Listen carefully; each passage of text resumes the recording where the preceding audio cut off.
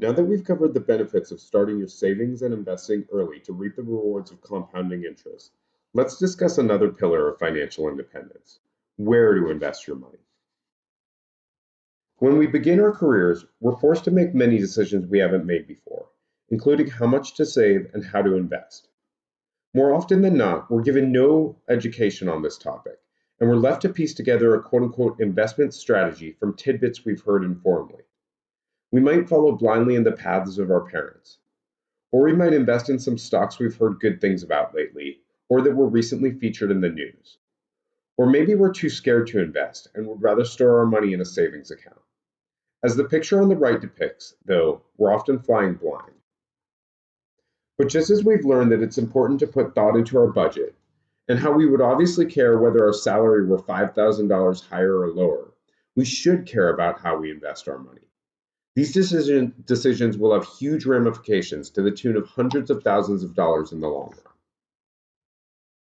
The graph to the right depicts the Dow Jones Industrial Average since 1930, and it doesn't take an expert to see the trend, clearly and consistently up and to the right. Sure, there are drops along the way, initially for the Great Depression, again in the 1980s during a prolonged recession that included the infamous Black Monday when the market dropped 23%, and finally in 2008 when the bottom dropped out of the housing market. These events are significant, and when you experience them in the moment, they are terrifying. However, if you stick to your strategy, you'll win in the long run. Whether you invested $10K in 1980, 1981, or 1982 may seem huge in the moment, but by 2000, each of these investment periods would have yielded significant gains. And the fact is, at the time, you have no idea which year would have yielded the best result. Keep in mind, though, sticking to the course is easier said than done. When the bottom drops out of the market, and if you're investing over a long time horizon, as you should, the bottom will drop out of the market multiple times, it will be difficult to hold on to your investments. You will be scared, and your net worth will drop significantly from one day to the next, and even from 1 month or year to the next. But as Warren Buffett said, the Dow started the last century at 66 and ended at 11,400. How could you lose money during a period like that? A lot of people did because they tried to dance in and out. If you commit to not dancing in and out of the market and you create guardrails by automating your investments, you will win in the long run. This all underscores the importance of what we've discussed in the last section. Saving early to benefit from compounding interest and automating your investments are the pillars of a good foundational finance strategy. Now that we've established that the market will go up, let's take a look at various different ways to hold our wealth. Cash is the most basic vehicle, and for the purposes of simplicity, we'll include basic savings and checking accounts in this category as well. These accounts are extremely safe. Your money is only in jeopardy if the institution fails, and even then, it's insured by the government up to $250,000.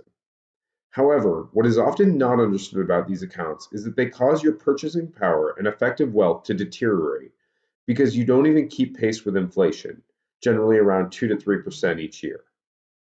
When you purchase a stock, you are purchasing ownership in a company. Let's be clear, this is an aggressive investment. Your money's fate will rise and fall based on company performance and, sadly, investor expectations.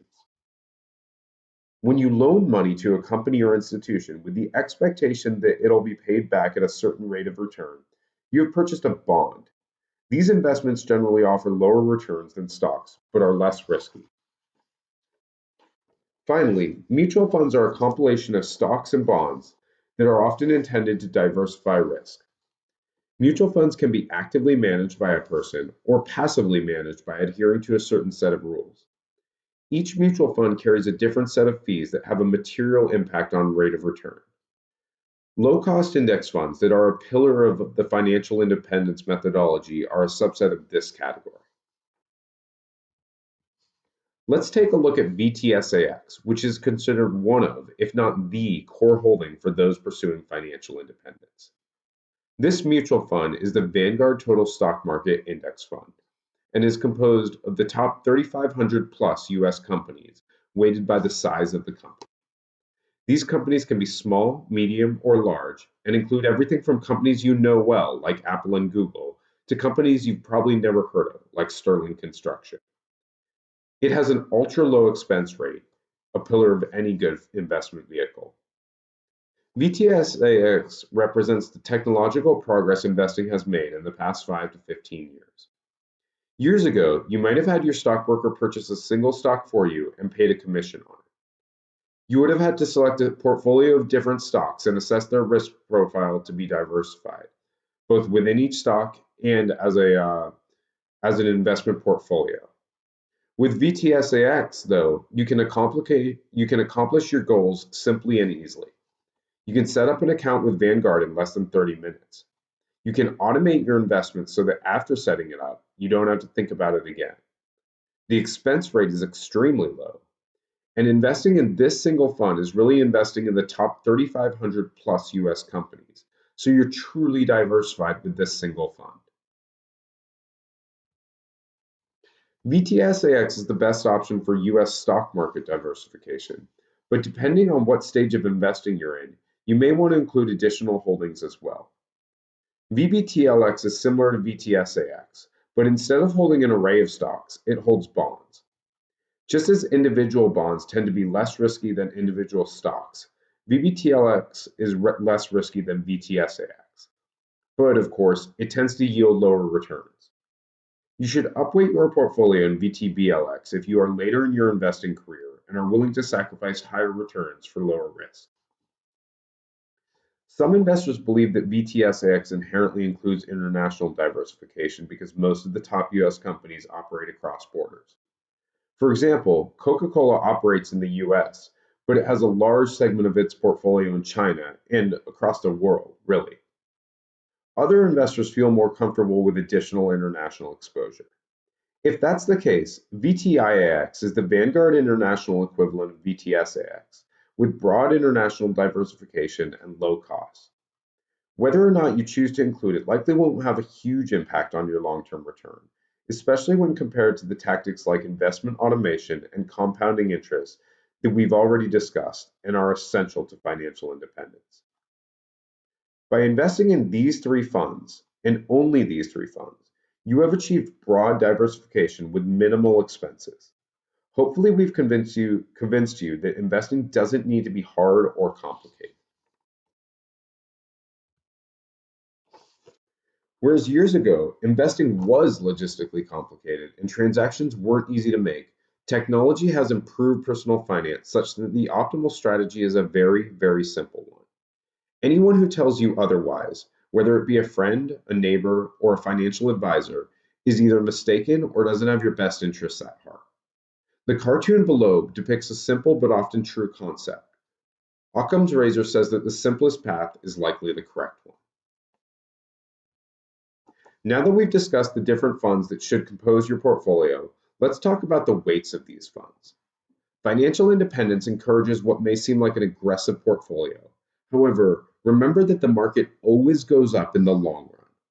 While your portfolio may dip over a month or even a year, in the long run of more than 10 years, it will increase so long as you stick to the principles we've discussed. Save early, invest consistently, and diversify yourself through low-cost index funds. If you're in an early or mid-career stage of investing, say your 20s, 30s, or 40s, Financial Independence recommends an aggressive portfolio of more than 90% VTSAX. If you're toward the later stages of your career, you'll likely want to upweight your bond allocation. However, FI methodology still advocates for a comparatively aggressive portfolio, given that your risk will be reduced because of a relatively long-term investment horizon. Even if you're in your 50s, based on today's life expectancies, it's likely that you'll be investing for another 30 to 50 years, so you should be able to sustain monthly and annual market swings, knowing that in the long term, your investments will grow. There are no hard and fast rules to these weights per FI methodology, but these example portfolios can serve as a starting point that you can adjust according to your preferences. However, please keep in mind that the success of financial independence investing strategies is predicated on you not stepping out of the market when it declines. You need to stick to your investing principles. And of course, the most important quality of any portfolio is it allows you to sleep at night. If any investment causes anxiety, you should reevaluate it or consider why you feel so anxious. Finally, any investing advice carries the requisite disclaimer that ultimately these decisions are your own. These are strategies that financial independence argues for and that I personally recommend, but your financial choices are your own to make. Hopefully, we've convinced you that investing isn't hard and that simple, optimal strategies can be achieved through automation of low-cost index funds. But if you're still skeptical, take heed that this advice is also supported by some of the most successful investors and businessmen in the world, including Warren Buffett, Mark Cuban, and Jack Bogle, the founder of Vanguard. What are the key takeaways from this section? First, the stock market will always go up in the long run, but it will be a bumpy ride along the way. If you can sustain the bumps, you will be better off for it in the end.